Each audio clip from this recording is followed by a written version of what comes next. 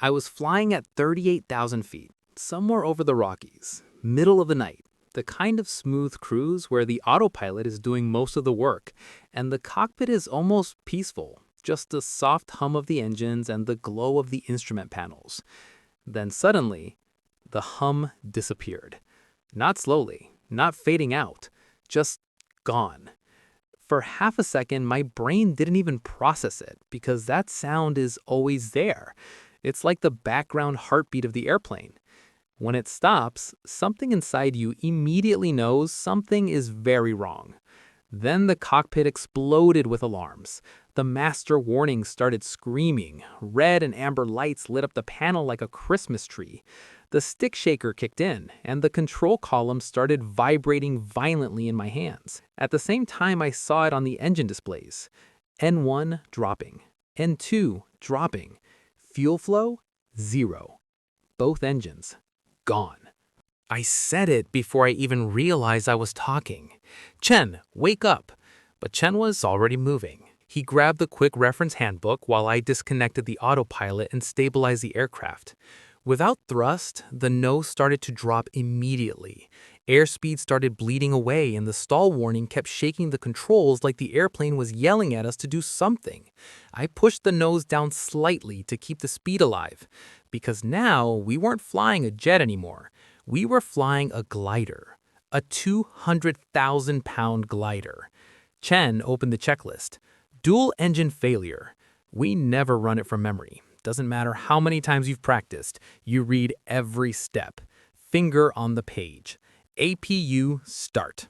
The auxiliary power unit whined to life in the background, giving us electrical power and some hydraulic pressure.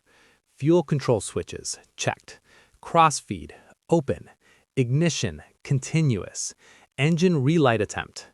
I pushed the switches forward. We both watched the engine gauges. Nothing. No rotation, no fuel burn, no ignition. Just dead engines hanging under the wings like giant, useless metal tubes. I felt the aircraft start settling into a glide. Altitude, 38,000 feet. I quickly did the mental math. Best glide speed, distance, terrain. At this weight, we had roughly 20 minutes before gravity won. I grabbed the radio. "Mayday, mayday, mayday.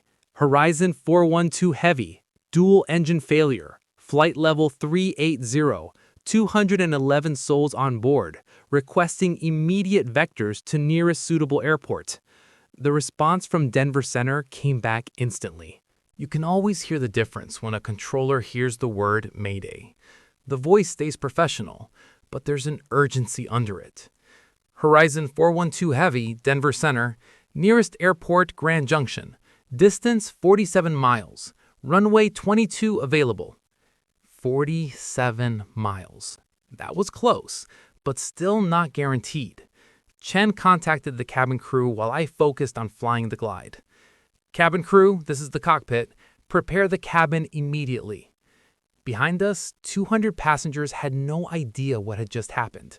Some were probably sleeping, some watching movies, some halfway through a bag of pretzels. Meanwhile, their airplane had just turned into a falling brick. 35,000 feet. 30,000.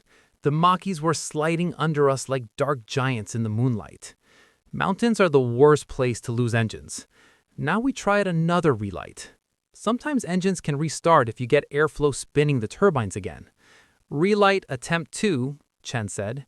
I adjusted speed to windmill restart speed. Fuel on. Ignition continuous. For a moment, the right engine gauge twitched, just slightly. Both of us leaned forward watching it. Then it dropped back to 0. Dead. Negative relight, 28,000 feet. We were running out of sky. I made the passenger announcement.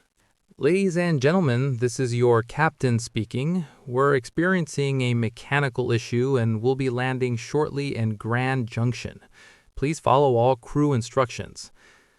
Calm voice. Slow. Controlled. Even though inside my head the math was running non-stop. Distance, altitude, wind, glide path. If we came in too low, we wouldn't reach the runway. Too high, we'd overshoot. And with no engines, there is no second attempt. 20,000 feet. Then, finally, in the distance, I saw something glowing in the dark. Runway lights. Grand Junction. I have never felt relief like that in my life. But the hard part was still ahead. With no engines, the airplane behaves differently. You can't just add power if you're too low. Everything has to be perfect. Chen called the altitudes. 15,000, 10,000. The runway grew bigger through the windshield, but it still looked far away. Too far.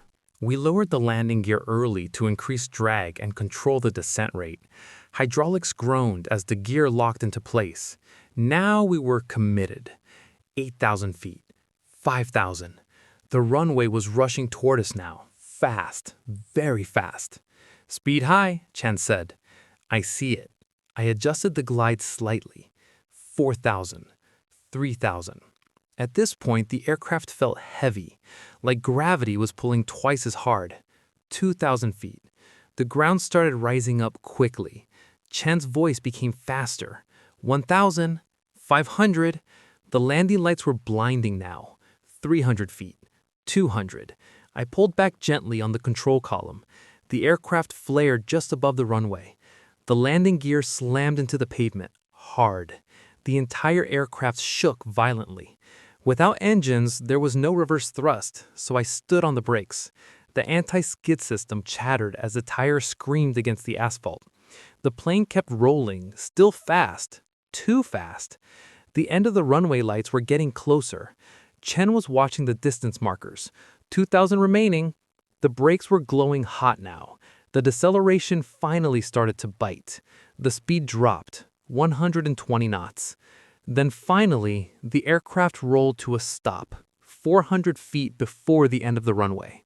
For a moment, the cockpit went completely quiet. No alarms, no shouting, just breathing. Chen leaned back in his seat. Nice landing. I looked down at my hands, still gripping the controls. They were shaking so badly, I had to loosen my grip. I laughed, not because it was funny, but because sometimes your brain doesn't know what else to do after something like that. Outside the cockpit window, emergency vehicles were already racing toward us, red and white lights flashing across the runway, across the windshield, across my hands. And that's when it really hit me. 211 people had trusted us with their lives tonight, and somehow we brought every single one of them home.